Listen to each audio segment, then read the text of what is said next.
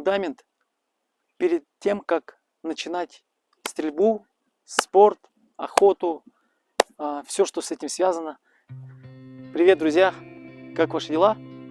Уверен, что все хорошо складывается.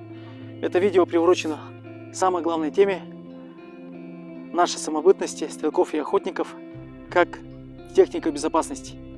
Техника безопасности – это словосочетание, которое зависит от самого определения, как техника – это какой-то способ или какой-то метод, а безопасность – это то, что может сохранить жизнь без какой-то угрозы. Сегодня вы, как все понимаете, наш спорт, охота является опасной, где, не дай Боже упаси, какая-нибудь роковая фатальная ошибка, то может случиться беда. Есть очень много примеров, которые могли случиться в вашем окружении, или, не дай Бог, где-то вы могли это слышать. Поэтому, ребята, я настоятельно рекомендую. Первое – это не спешить, потому что человек на охоте, получая удовольствие с друзьями, начинает терять некую такую разумность и в азарте может совершить какие-то действия, которые могут привести к беде. Второе, друзья, это алкоголь. Алкоголь очень важная разрушительная составляющая, когда человек просто, чем больше он выпивает, тем хуже его контроль. Третий момент. Когда вы стреляете в спорте, никогда не выходите из стрелкового номера в открытом состоянии ружье. Держите его в разломленном состоянии, ставьте его на плечо, чтобы люди видели, что в патроннике нет патронов. Следовательно, заряжать патроны только на номере. Если у вас полуавтомат, вообще не рекомендуется, ребята, не рекомендуется носить ружье без чехла. Обязательно проверяйте затвор.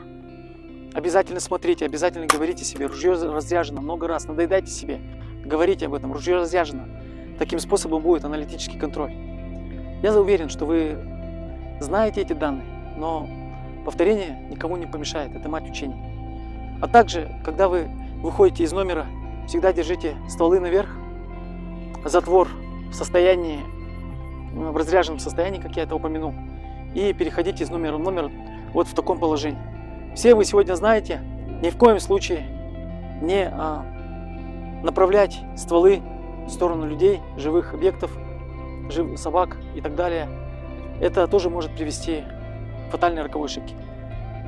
Всегда мой вам лайфхак: не торопиться на охоте, чуть-чуть делать какие-то движения взвешенно, допустим.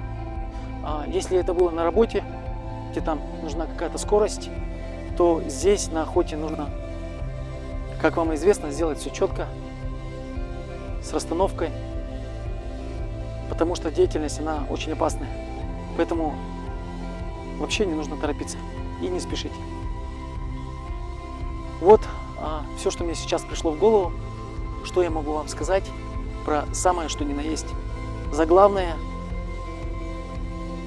нулевой фундамент перед тем, как начинать стрельбу, спорт, охоту, все, что с этим связано.